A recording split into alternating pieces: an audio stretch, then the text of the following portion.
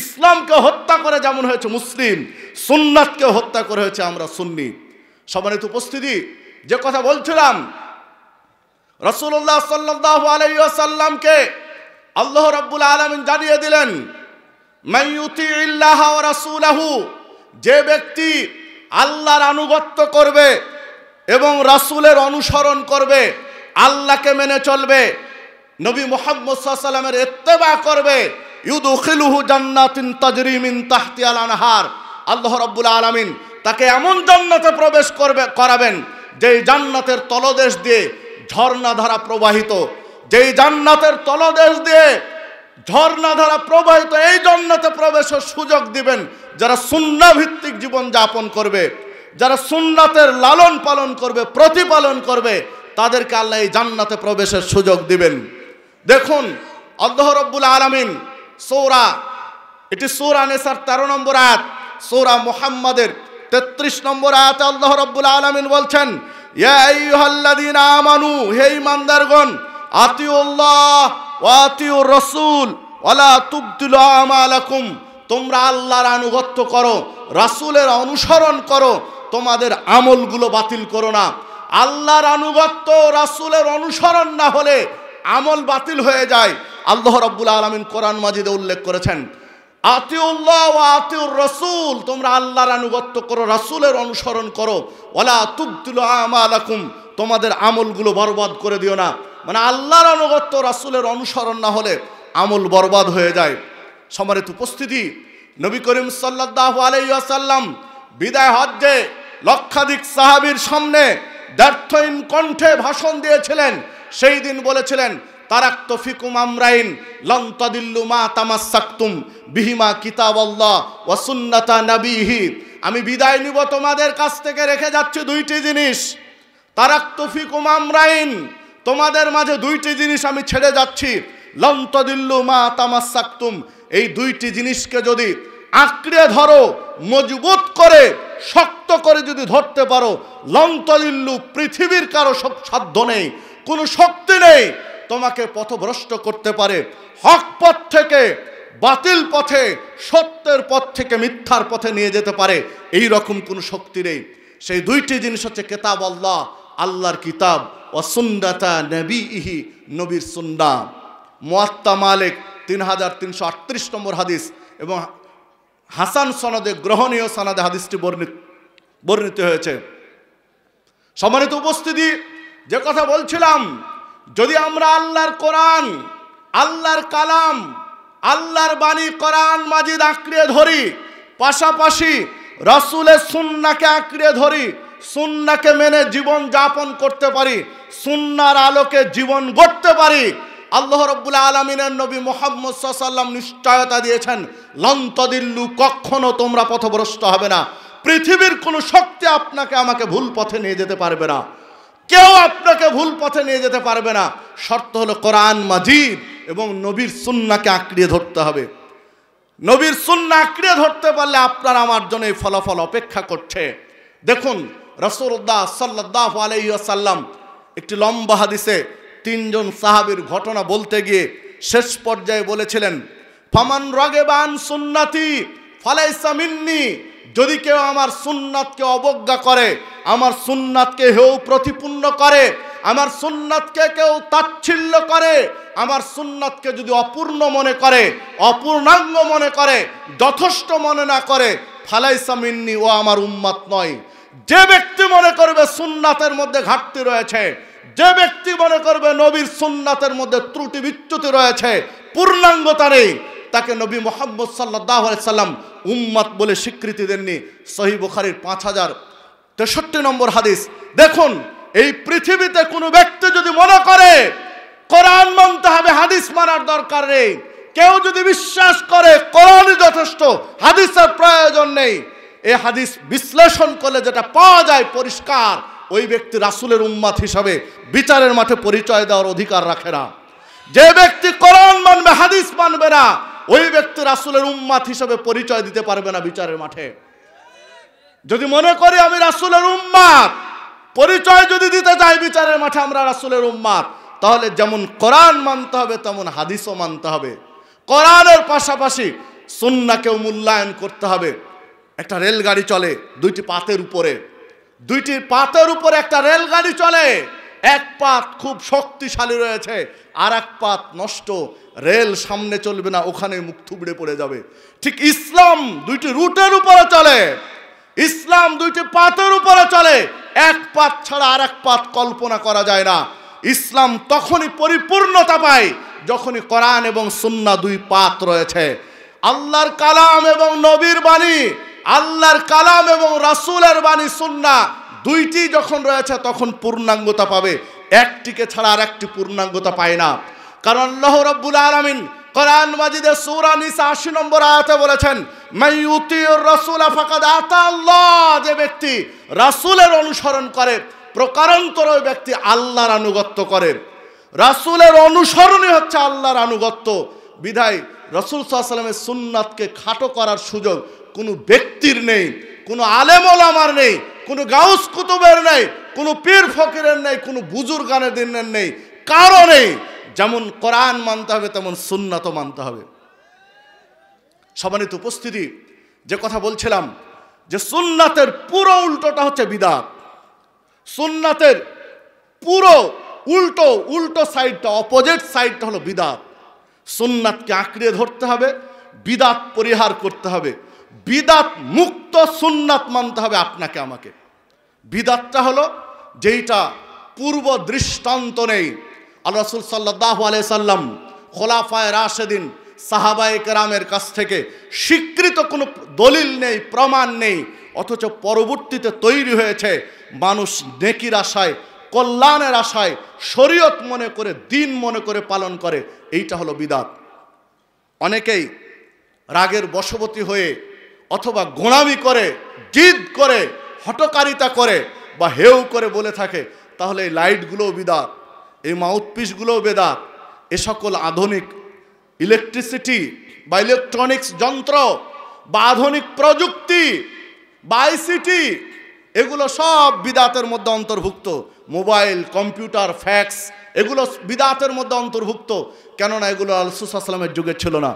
কিন্তু দেখুন, কারণ এই ইলেকট্রিসিটি বা ইলেকট্রনিক্স যন্ত্রপাতি বা আইসিটি বা প্রযুক্তি, এগুলো মানুষ নেকির আশায় করে না, এগুলোকে মানুষ আমল হিসাবে করে না। কেউ মনে করে না যে লাইট জ্বালালে এই পরিমাণ আমল হবে, আর লাইট ছাড়া ল্যাম্প জ্বালালে, বাতি জ্বালালে, মোমবাতি দিলে নেকি এই পরিমাণ কমে যাবে, এইটা কেউ মনে করে না। এটা স্রেফ আমরা আমাদের প্রয়োজনের স্বার্থে সুযোগ পেয়েছি তাই ব্যবহার করি। কেউ মনে করে না টাইলস ফিটিং মসজিদে সালাত আদায় করলে এত কোটি গুণ বেশি নেকি হবে, আর মাটির মসজিদে সালাত আদায় করলে এত লক্ষ গুণ নেকি হবে, এইটা কেউ মনে করে না। কারণ এই সুযোগগুলো আমরা পেয়েছি, প্রযুক্তির উন্নয়নে এই সুযোগ পাওয়ার কারণে আমরা কাজে লাগিয়েছি। সম্মানিত উপস্থিতি, যে কথা বলছিলাম, বিদআত হয় যেটা মানুষ নেকির আশায় করে, নেকির উদ্দেশ্য নিয়ে করে। যেমন ধরুন কিয়াম, রাসূলুল্লাহ সাল্লাল্লাহু আলাইহি ওয়াসাল্লামের নাম যখন উচ্চারিত হলো দরুদ পাঠের সময়, তখন মনে করা হলো রাসূলুল্লাহ সাল্লাল্লাহু আলাইহি ওয়াসাল্লাম উপস্থিত হয়েছেন। তারা দাঁড়িয়ে গিয়ে সম্মান জানালো, যেটাকে বলা হচ্ছে কিয়াম। নিঃসন্দেহে এটি বিদআত। কেননা রাসূল সাল্লাল্লাহু আলাইহি ওয়াসাল্লামের নামে দরুদ পাঠ করা এটি সুন্নাহ, কিন্তু এইখানে যোগ দিলাম কিয়াম, দাঁড়িয়ে সম্মান জানাতে হবে। এইটা যদি সুন্নাহ প্রমাণ করতে হয় তাহলে হয় কোরআন মাজিদের আয়াত, না হলে আল্লাহ রাসূল সাল্লাল্লাহু আলাইহি ওয়াসাল্লামের হাদিস উপস্থিত করতে হবে, প্রমাণ করতে হবে। যেহেতু আল্লাহ রাসূল সাল্লাল্লাহু আলাইহি ওয়াসাল্লাম এই বিষয়ে নিষেধ করেছেন, আদেশ করেননি। সম্মানে দাঁড়াতে নিষেধ করেছেন, আদেশ করেননি। সাহাবায়ে কেরাম রাসূলুল্লাহ সাল্লাল্লাহু আলাইহি সাল্লামের নামে দরুদ পেশ করতে গিয়ে দাঁড়াননি, বিদায় দাঁড়ানো সুন্নাত নয়, বরং দাঁড়ানোটা বিদআত। দেখুন, বিদআত হচ্ছে রাসূলুল্লাহ সাল্লাল্লাহু আলাইহি ওয়াসাল্লাম, ছেলে এবং মেয়ের বিবাহ হয়েছে, সাহাবী জানিয়েছেন বিবাহ করেছি, বিবাহ বন্ধনে আবদ্ধ হয়েছি, দোয়া করবেন। রাসূলুল্লাহ সাল্লাল্লাহু আলাইহি ওয়াসাল্লাম দোয়া করে দিলেন, বারাকাল্লাহু লাকা ওয়া বারাকা আলাইকা ওয়া জামা বাইনাকুমা ফি খায়র। সুন্নাহ, এই দোয়া বলেন সুন্নাত। কিন্তু বিয়ে দেওয়ার পরে, ছেলে মেয়ের বিয়ের পরে হুজুর হাত তুলে আধা ঘন্টা ধরে ইনিয়ে বিনিয়ে মোনাজাত করে দিল, যেন শক্তভাবে দাম্পত্য জীবনে থাকতে পারে। আধা ঘন্টা ধরে যত কথা বলেছে, আধা ঘন্টা ধরে যত বিনয় প্রকাশ করেছে, এই পদ্ধতিতে এটা হচ্ছে বিদআত। আপনার আধা ঘন্টার হাজার কথা, আপনার আধা ঘন্টার শত শত কথা, আর মুহাম্মদ সাল্লাল্লাহু আলাইহি ওয়াসাল্লামের 3টা শব্দের একটা পূর্ণাঙ্গ বাক্য বারাকাল্লাহু লাকা ওয়া বারাকা আলাইকা ওয়া জামা বাইনাকুমা ফি খায়রিন, এই একটা পূর্ণাঙ্গ বাক্য আপনার হাজার কথার চেয়ে লক্ষ লক্ষ কোটি কোটি গুণ মূল্যবান। সম্মানিত উপস্থিতি, যে কথা বলছিলাম যে আপনাকে আমাকে বিদআত পরিহার করতে হবে, বিদআত বর্জন করতে হবে। আল্লাহ রাব্বুল আলামিন কোরআন মাজিদে উল্লেখ করেছেন সূরা মায়েদার শুরুতেই, আল-ইয়াওমা আকমালতু লাকুম দীনাকুম ওয়া আতমামতু আলাইকুম নি'মাতি ওয়া রাদিতু লাকুমুল ইসলাম দীনান। আল্লাহ রাব্বুল আলামিন জানিয়ে দিলেন, যেই দিন বিদায় হজ্জের ভাষণে আল্লাহ রাসূলুল্লাহ সাল্লাল্লাহু আলাইহি সাল্লাম কোরআন এবং সুন্নাহ আঁকড়ে ধরতে বললেন, সেই দিন আল্লাহ আয়াত নাজিল করে জানিয়ে দিয়েছিলেন যে আজকের দিন ইসলামকে পরিপূর্ণ করে দেওয়া হয়েছে, দ্বীনকে পূর্ণাঙ্গতা দেওয়া হয়েছে, এবং পৃথিবীর সকল মত আদর্শ পথ পন্থার উপরে প্রাধান্য দেওয়া হয়েছে। আল্লাহ সন্তুষ্ট হয়েছে ইসলামের উপরে। সম্মানিত উপস্থিতি, যে কথা বলছিলাম যে আল্লাহ রাব্বুল আলামিনের মনোনীত, নির্বাচিত, সন্তুষ্টিপ্রাপ্ত জীবন ব্যবস্থা হচ্ছে ইসলাম। এই ইসলাম পরিপূর্ণতা পেয়েছে, ইসলাম পূর্ণাঙ্গতা পেয়েছে। রাসূল সাল্লাল্লাহু আলাইহি ওয়াসাল্লাম যখন বিদায় হজ্জের ভাষণে কথা বলছিলেন, সেই দিনই এটা নতুন করে কেউ কিছু যোজন বিয়োজন করবে, কিছু কমাবে বা বাড়াবে, এই সুযোগ কারণেই। বাড়ানোর বা কমানোর চেষ্টা করলেই যতটুকু বাড়াবো বা যতটুকু কমাবো, এটাই হবে বিদআত। সম্মানিত উপস্থিতি, যে কথা বলছিলাম যে আপনাকে আমাকে বিদআত পরিহার করতে হবে, বিদআত মুক্ত আমল করতে হবে। রাসূলুল্লাহ সাল্লাল্লাহু আলাইহি ওয়াসাল্লাম বলছেন, আন সাহাল ইবনে সাদ রাদিয়াল্লাহু আনহু ক্বালা রাসূলুল্লাহ সাল্লাল্লাহু আলাইহি ওয়াসাল্লাম, সাহাল ইবনে সাদ রাদিয়াল্লাহু আনহু বলছেন, রাসূলুল্লাহ সাল্লাল্লাহু আলাইহি ওয়াসাল্লাম বলেছেন, ইন্নী ফাররাতুকুম আলাল হাউদ মান মাররা আলাইয়া শারেবা ওয়া মান শারেবা লাম ইয়াজমা আবাদান। আমি তোমাদের পূর্বেই হাউজে কাউসারের নিকটে পানি পান করার জন্য চলে যাব। মান মাররা আলাইয়া শারেবা, যে ব্যক্তি আমার নিকট দিয়ে অতিক্রম করবে আমি তাকে পানি পান করাবো। ওয়া মান শারেবা লাম ইয়াজমা আবাদান, যাকে একবার হাউজে কাউসারের পানি পান করাবো, বিচারের মাঠ 50,000 বছরের সমান একটা দিন, এই দিনে তাকে আর পিপাসা পাবে না। লা ইয়ারিদান্না আলাইয়া আকওয়াম আরিফুহুম ওয়া ইয়ারিফুনানি, দলে দলে গোত্রে গোত্রে আমার কাছে মানুষ আসতে থাকবে, আমি তাদেরকে চিনব, এরা আমার উম্মত, ওরাও চিনবে ইনি আমাদের নবী মুহাম্মদুর রাসূলুল্লাহ সাল্লাল্লাহু আলাইহি ওয়াসাল্লাম। সুম্মা ইউহালু বাইনি ওয়া বাইনাহুম, এমত অবস্থায় তাদের এবং আমার মাঝে একটা পর্দা দিয়ে দেওয়া হবে, আড়াল করে দেওয়া হবে, ব্যারিকেড দিয়ে দেওয়া হবে। আমি বলবো ইন্নাহুম মিন্নি, এরা তো আমার লোক, এরা আমার উম্মত, কেন বাধা দেওয়া হচ্ছে? তারা আমাকে বলবেন, ফেরেশতারা বলবেন মানে আল্লাহ বলে দিচ্ছেন ফেরেশতাদেরকে। আল্লাহ রাব্বুল আলামিন ফেরেশতাদেরকে জানিয়ে দিয়েছেন, ফেরেশতারা বলবেন, ইন্নাকা লা তাদরি মা হাদাসু বাদাক, আপনার মৃত্যুর পরে এরা কত নতুন নতুন বিষয় সংযোজন করেছে আপনি জানেন না। আপনার মৃত্যুর পরে নতুন নতুন বিষয় সুন্নাহ বলে চালিয়ে দিয়েছে, দ্বীনের মধ্যে প্রবেশ করিয়েছে, দ্বীনের মধ্যে ঢুকিয়ে দিয়েছে। তখন আল্লাহ রাসূল সাল্লাল্লাহু আলাইহি ওয়াসাল্লাম বলবেন, সোহকান লিমান গায়্যারা বাদি, দূর হও হে আমার হতভাগা উম্মত, যারা আমার মৃত্যুর পরে শরীয়তকে চেঞ্জ করেছো, পরিবর্ধন করেছো, যোজন বিয়োজন, তারা দূর হও, তাদের জন্য আমার সুপারিশ নেই, শাফাআত নেই। সহিহ বুখারীর 7050 এবং 51 নম্বর হাদিস। সম্মানিত উপস্থিতি, দেখুন একজন বিদআতীকে আল্লাহ রাসূল সাল্লাল্লাহু আলাইহি ওয়াসাল্লাম প্রাথমিক পর্যায়ে কিন্তু চিনবেন না। প্রাথমিক পর্যায়ে একজন বিদআতীকে আল্লাহ রাসূল সাল্লাল্লাহু আলাইহি ওয়াসাল্লাম চিনবেন না, বলবেন ইন্নাহুম মিন্নি, এরা আমার লোক। কিন্তু চিনিয়ে দিবেন কে? ফেরেশতারা। ফেরেশতারাকে মূল চিনিয়ে দিবেন না মূল কে চিনিয়ে দিবেন? আল্লাহ। আল্লাহর নির্দেশেই তো ফেরেশতারা বলবেন নাকি? ফেরেশতাদেরকে আল্লাহ বলেছেন তাই তো বলবেন। আল্লাহ যদি বিদআতীদেরকে চিনিয়ে দেন যে মুহাম্মদ সাল্লাল্লাহু আলাইহি ওয়াসাল্লাম এরা হলো বিদআতী, তাহলে বাঁচার কোনো পথ আছে বিদআতীর? আল্লাহ যদি চিনিয়ে দেন বিদআতীকে যে এরা বিদআতী, এরা বিদআতী মাহাদাসু বাদাক, এরা বিদআত করেছে আপনার পরে, আল্লাহ যদি চিনিয়ে দেন যে এই লোকগুলো বিদআতী, তাহলে বাঁচার কোনো রাস্তা আছে বিদআত করে? সম্মানিত উপস্থিতি, আজকে মোনাজাত নিয়ে কি হই হুল্লোড় সারা দেশ। অনেক ইমামের চাকরি চলে গেছে, যদিও বিষয়টা অনেক শিথিল, কিন্তু উত্তরবঙ্গের একটি জেলায় একজন আলেমের সাথে এই মোনাজাত নিয়ে যা ঘটে গেছে তা কল্পনার বাহিরে। এই সভ্য সমাজে কল্পনা করা যায় না। যারা সহি আকীদার মানুষ বলে নিজেকে পরিচয় দেয়, যারা আহলুল হাদিস বলে পরিচয় দেয়, যারা সালফে সালেহিনের উত্তরসূরি সালাফি বলে পরিচয় দেয়, তাদের যে আচরণ প্রকাশ পেয়েছে এইটা অনাকাঙ্ক্ষিত, এটা উচিত হয়নি। এর জন্য আল্লাহর কাছে অনুতপ্ত হওয়া উচিত, ক্ষমা চাওয়া উচিত। সম্মানিত উপস্থিতি, যে কথা বলছিলাম, সুন্নাতকে যেমন মানতে হবে, বিদআতকে পরিহার করতে হবে। বিদআত এতই জঘন্য, বিদআত এতই জঘন্য, চুরি করা বা ডাকাতি করা বা এই জাতীয় পাপগুলো যারা করি তারা কিন্তু অপরাধ মনে করে করি। প্রত্যেক চোর ডাকাতকে যদি জিজ্ঞাসা করা হয়, অকপটে স্বীকার করে নেন যে হ্যাঁ এটা আমার অন্যায়, এটা আমি ছেড়ে দেবো, দোয়া করেন ইত্যাদি।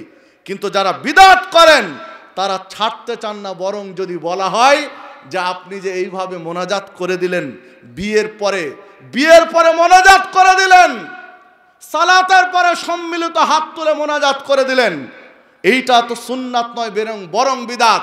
উনি তো স্বীকার করেন না, উল্টো উনি কত যুক্তি আর কত দলিল, খোড়া অজুহাত আর অযৌক্তিক কিছু দলিল পেশ করে বাপদাদার দোহাই দিয়ে আপনার পিছনে লেগে যায়। আপনাকেই বরং এলাকা তাড়িয়ে দিবে, কারণ তার জনবল বেশি। এটা হলো বিদআতের পাওয়ার। চোর ডাকাতের চেয়েও তাদের আচরণ ক্ষিপ্র হয়ে যায় যারা বিদআত করে। চোর ডাকাতের মধ্যে নমনীয় ভাব আছে, কিন্তু বিদআতির মধ্যে নমনীয় ভাব নেই, বরং তার হুঙ্কার আছে। বাহাস করে চিল্লাবে মাঠে, আর যখনই বাহাসে বসবেন তখনই জনগণকে খেপিয়ে দিয়েছে, কারণ জনবল বেশি। আর এটা তো বেশি হবেই, কারণ আল্লাহ রাসূল সাল্লাল্লাহু আলাইহি ওয়াসাল্লামকে আল্লাহ জানিয়ে দিলেন, ওয়াইন তুতি আকসারা মান ফিল আরদ ইউদিল্লুকা আন সাবিলিল্লাহ, যদি অধিকাংশ মানুষের মতামতকে গ্রহণ করেন, অধিকাংশ মানুষের রায়কে মেনে চলেন, ইউদিল্লুকা আন সাবিলিল্লাহ, তাহলে তারা সত্য পথ থেকে আপনাকে পথভ্রষ্ট করে ছেড়ে দিবে, ভুল পথে নিয়ে চলে যাবে, সুন্নাত পরিপন্থী পথে নিয়ে চলে যাবে। সম্মানিত উপস্থিতি, যে কথা বলছিলাম, আপনাকে আমাকে ফিরে আসতে হবে, সুন্নাত মেনে বিদআত পরিহার করতে হবে। বিদআত হচ্ছে মিষ্টি জিনিস, লোভনীয় জিনিস। ডায়াবেটিসের রোগীর সামনে মিষ্টি পড়লে লোভ সামলানো যায় না। ডায়াবেটিসের রোগীকে যতই বলবেন এই খাবারটা নিষেধ, দেখেন ওই খাবারের প্রতি আসক্তি বেশি, কারণ এটা মানুষের প্রবৃত্তি, এটা মানুষের চাহিদা। ডায়াবেটিসের রোগীর মিষ্টির প্রতি যেমন আকর্ষণ, মানুষের বিদআতের প্রতি তেমনই আকর্ষণ। সুন্নাত মানুষ গ্রহণ করতে চায় কম, বিদআতকে মানুষ গ্রহণ করতে চায় বেশি। এই জন্য কোনো বিদ্বান এই বিদআত ফরজ সালাতের পরে সম্মিলিত মোনাজাতকে মিষ্টি বেদাত বলে চালিয়ে দিয়েছেন, বা মিষ্টি বেদাত বলতে চেয়েছেন। যে কথা বলছিলাম, আসুন আমরা সুন্নাহ ভিত্তিক জীবন যাপন করি, বেদাত মুক্ত জীবন যাপন করি। আল্লাহ রাসূল সাল্লাল্লাহু আলাইহি ওয়াসাল্লাম বলছেন, রাসূলুল্লাহ সাল্লাল্লাহু আলাইহি ওয়াসাল্লাম বলছেন, কুল্লু উম্মতি ইয়াদখুলুনাল জান্নাহ, আমার সকল উম্মত জান্নাতে যাবে, ইল্লা মান আবা, আবা ব্যতীত। ক্বালু ইয়া রাসূলুল্লাহ, সাহাবীরা জিজ্ঞাসা করলেন, হে আল্লাহর রাসূল, ওয়া মান আবা, আবা কে? তখন আল্লাহ রাসূল সাল্লাল্লাহু আলাইহি ওয়াসাল্লাম বললেন, মান আতাআনি দাখালাল জান্নাহ, যে ব্যক্তি আমারই অনুসরণ করে ওই ব্যক্তি জান্নাতে যাবে। ওমান আসাআনি ফাকাদ আবা, আর যে আমার নাফরমানি করে সে আবা, অস্বীকারী, তার নসিবে জান্নাত নেই। আসুন আমরা জান্নাতে যেতে চাইলে শিরিক মুক্ত আকীদা এবং বিদাত মুক্ত আমল করার চেষ্টা করি। আল্লাহ রাব্বুল আলামিন আমাদেরকে শিরিক মুক্ত আকীদা পোষণ করার এবং বিদাত মুক্ত আমল করার, আমলে সালেহ করার তৌফিক দান করুন। সূরা বাইয়িনাত 6 নম্বর আয়াত আল্লাহ রাব্বুল আলামিন বলেছেন, ইন্নাল্লাযীনা আমানু ওয়া আমিলুস সালিহাত, নিশ্চয় যারা ঈমান আনে এবং আমলে সালেহ করে, উলাইকা হুম খায়রুল বারিয়া, তারাই হচ্ছে সৃষ্টিকুলের মধ্যে শ্রেষ্ঠ। যারা ঈমানের পাশাপাশি আমলে সালেহ করে, সৎ আমল করে, বিদাত মুক্ত আমল করে, তারাই সৃষ্টিকুলের শ্রেষ্ঠ। এতে ইঙ্গিত পাওয়া যায় যারা ঈমান নেই, নাস্তিক, তারা সৎ, তারা যেমন সৃষ্টির শ্রেষ্ঠ নয়, ঠিক যারা আমলে সালেহ করে না তারাও সৃষ্টির শ্রেষ্ঠ নয়।